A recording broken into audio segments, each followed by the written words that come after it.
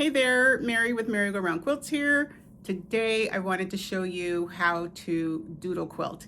If you're new to free motion quilting and you haven't heard of doodle quilting, all it is combining several designs, several free motion quilting motifs into one design to make a really nice background fill. Here's an example of something that I did where I did a little bit of doodle quilting. Oops.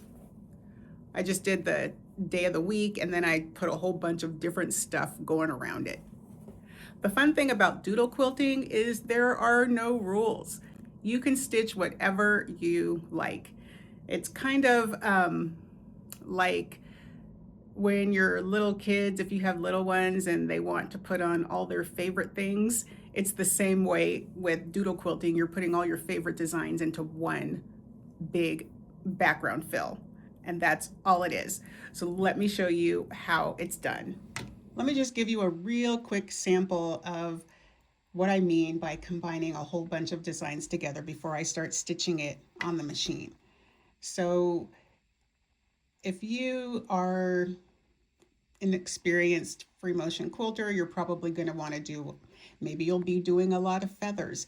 It doesn't matter what your skill level is. You do the designs that you know how to do. So let's say I want to do a feather. I want to come out and then I make all of my feather plumes around my swirl here. I'm going to echo. When you're free motion quilting, echoing is your friend. When I come out of this, I can choose to echo this as many times as I like, or I can move into another design. When I make new designs, I do tend to go ahead and echo those as well, just because it helps to fill up your space when you are doing your design. So another tip when you're free motion quilting and doodle quilting is you want to kind of fill in all that space. You don't want to leave a bunch of big gaps. You want to have a dense fill, which means tight stitches or designs that are tight, close together all throughout. And if you can't think of another design, you're having an issue, brain farts, just echo until you come to a place and you're thinking, okay, now I know what I want to do. So then you could just do something in that spot. You can do clusters of pebbles. And you can still echo those pebbles. It's just anything you want to do. Any design that you are familiar with, just go ahead and do that design. Make it fit into the rest of your piece. So let's go ahead and start stitching. I'm going to be starting in the center of my square here. You don't have to start in the center with doodle quilting. You can start anywhere you like. It's just that for this particular one, I'm going to do something in the center, and then I just kind of like to build around as I go. So I am going to start, and I'm just going to do a swirl feather.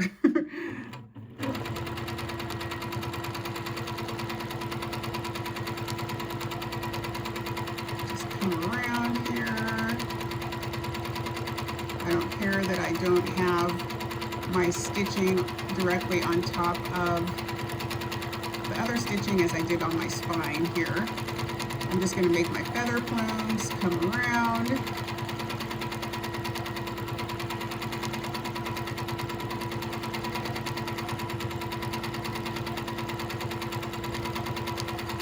Get to a stopping point, and then I'm going to echo. When you're doing doodle quilting, echoing is your friend. It helps, one, to expand your design, and two, it gives you time to think about what you want to do next. If you're not sure where you want to go, just echo and it'll come to you. Sometimes I will echo multiple times. When you're doodle quilting, like I say, there is no rule, so let's just go ahead and echo this a second time. And as I'm coming around here, I'm thinking, okay, what am I going to do next when I get to my stopping point? When you get to a point where you're happy with how your design looks, go into a whole nother design. Let's make a heart.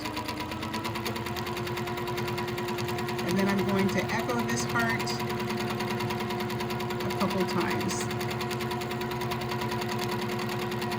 If you want to come in and make a swirl on the inside of your heart or something like that, go ahead. Have fun with this. Let's come out. Maybe you want to make a couple feather plumes off of that heart. Let's say we only want to go halfway, and then we come back and we echo. I like to do a lot of paisleys when I'm doodle quilting because you can also go around those multiple times, as many times as you like. Swirls are always good. I'm going to come down here, fill in this space, come back around with another echo. Over here, we can do in a circle, something, or pebbles are a good way to fill up a space. If you've got a blank space in your doodle quilting and you don't know what to put there, do some pebbles. Come around. You can also do some swirls inside of your pebbles. It's totally up to you what you want to do and how you want to build your motif as you're going along.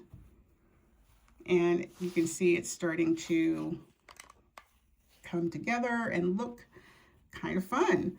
So let's keep on going. Let's do some serpentine lines in here just for fun.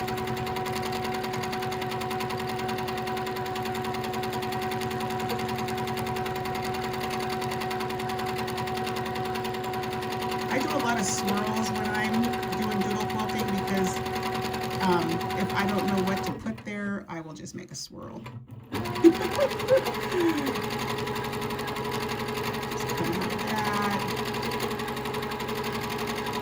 You can make another heart. Echo that again. Let's echo it a third time. Now we're back over here. We can do,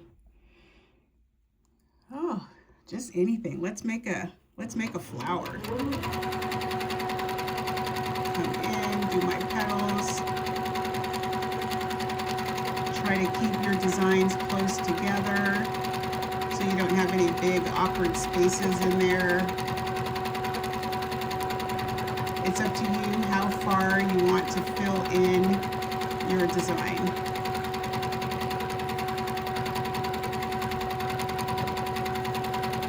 I'm just a big fan of flowers. I'm gonna come out, just echo that.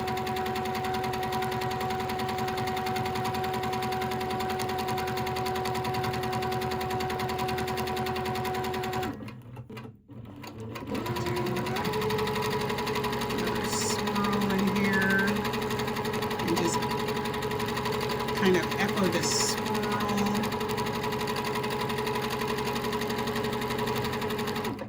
The fun part about this is if you want to come back inside of your swirl and start making some pebbles or something to fill in between those lines, you can do that.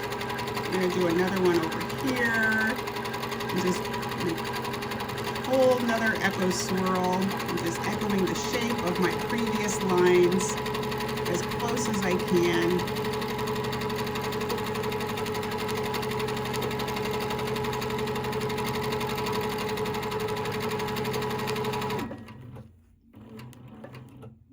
Kind of stuck there with a, let's do some more.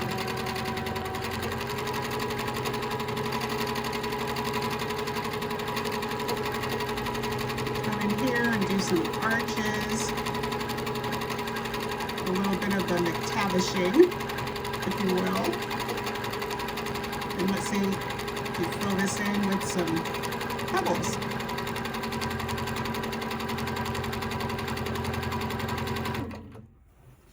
Maybe coming off of this, you want to make another feather.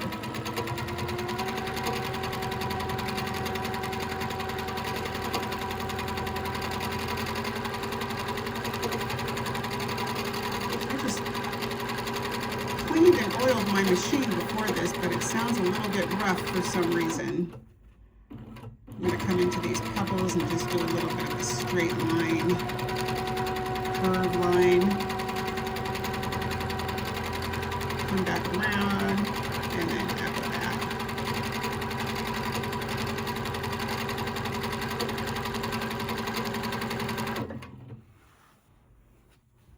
Maybe you want to do a little bit of a rainbow action. Come out and just make a little bit of a rainbow.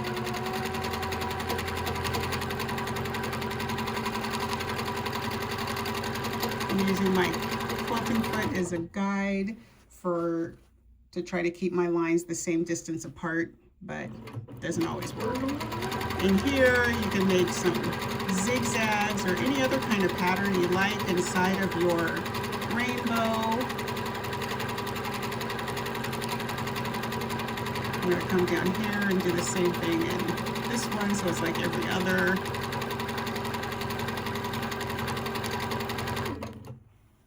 If you're in a corner and you don't know how to get out, just simply stitch over your previous lines until you are where you want to be, and then continue.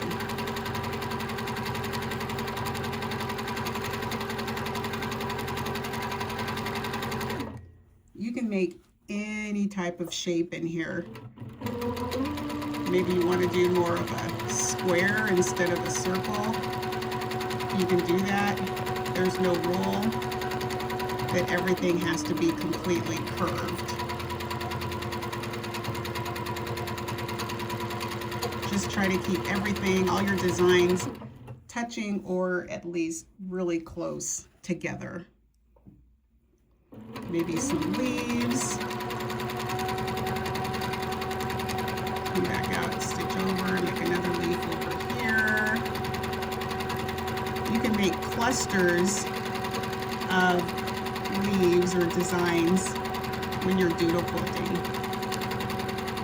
And when you get into an awkward space, you don't know what to fill in there, swirls or pebbles are a really great idea.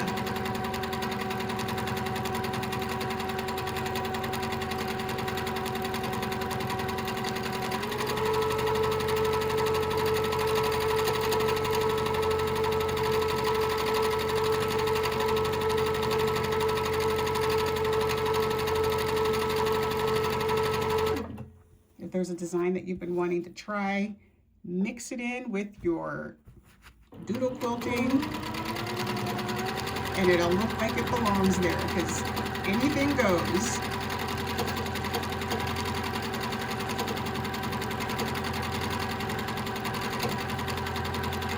Put that in with some more arches just to fill in that awkward space.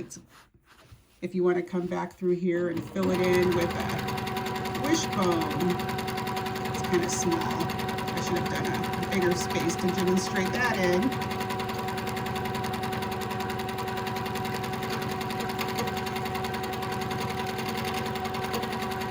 Let's make a bit of a star here, or I'm sorry, a sunburst kind of dealy, coming out like sun rays with these serpentine lines, squiggly lines, and again, echoing.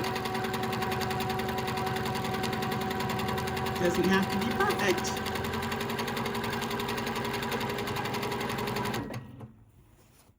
You want to echo those more than once, go right on ahead and do that.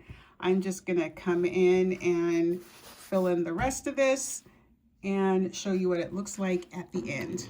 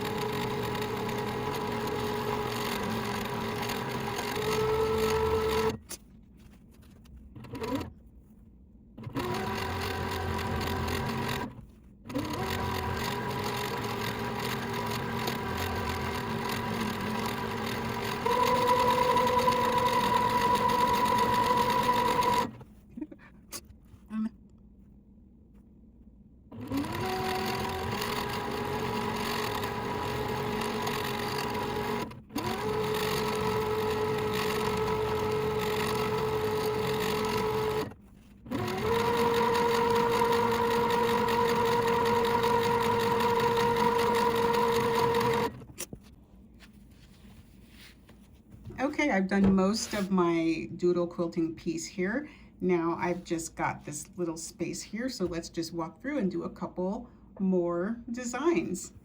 Arcs are just a really good idea for filling in extra space, these little rainbows. They're good to make flower petals or like little scallops off of them. You can fill the scallops in if you like with something, depending on how big your space is and what you can fit in there. Echo. Getting close to my edge here.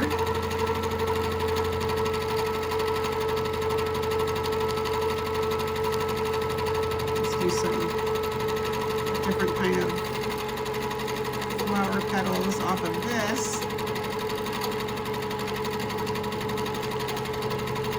I'm going to come back in with the swirl, travel over my previous stitching line to get to my next petals. A little bit of a hook in there. I'm going to echo just to get back and fill in our last little bit of space. I'm using manual mode on my machine.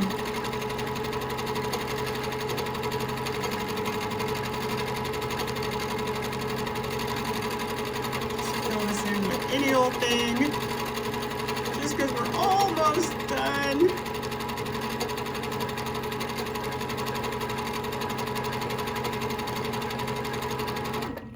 Kind of back myself into a corner here, so let me echo myself back out. Let's take this out and see how it looks.